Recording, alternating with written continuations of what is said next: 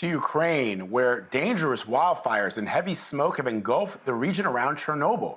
The fires erupted earlier this month as coronavirus concerns gripped the country, making response and lockdown efforts even more challenging. Officials say there is no immediate radiation risk, but concerns and fears remain extremely high.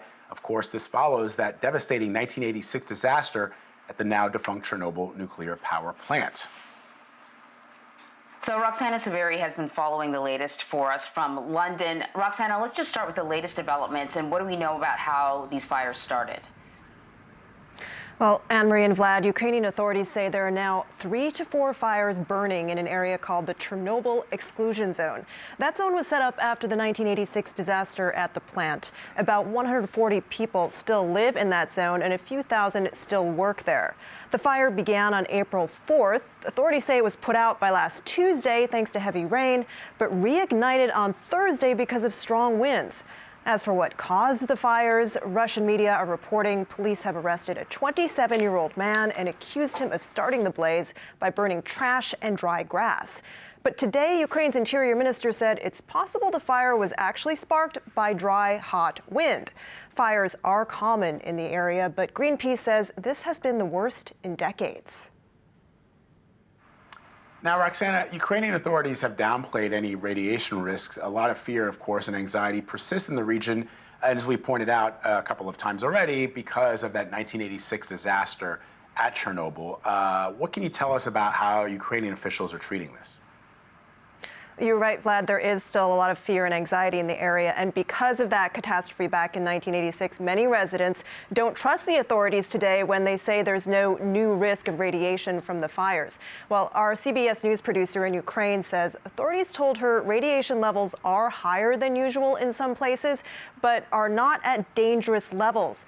Separately, a report released last week by a French research institute also found elevated radiation levels in the area around Chernobyl and the capital city of Kiev. The report found samples taken from the air in Kiev had, quote, significantly higher levels of radiation than normal, but added these levels remain moderate and have no health consequences. But there is another threat. The fires in Chernobyl and elsewhere nearby have covered Kiev in smoke. And environmentalists say the smoke could carry small radioactive particles from the Chernobyl area. On Friday, Ukraine's health ministry recommended people in the capital avoid going outside and keep their windows closed. But our colleague says it appears the smoke has been lifting. Oh, well, I guess that's good news because that's what I was going to ask you about. I mean, it's not just about radiation. It's just sort of other pollution, other chemicals that are in the air, and, of course, the risk of more fires moving forward. What's the government saying about what their plan is to ensure that this doesn't happen again? Well, the authorities say that they've sent in a lot of troops to help put out the flames, along with hundreds of firefighters, and they've been using firefighting aircraft.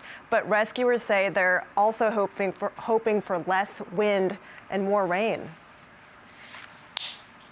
And Roxana, as we've mentioned, all of this, of course, comes amid the pandemic. How is the pollution and the fire impacting Ukraine's ability to contain the virus?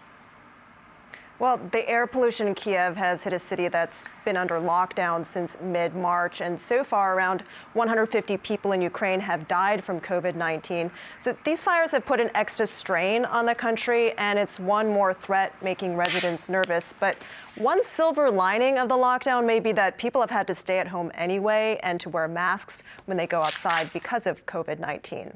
Anne-Marie? All right, Roxana, thank you very much.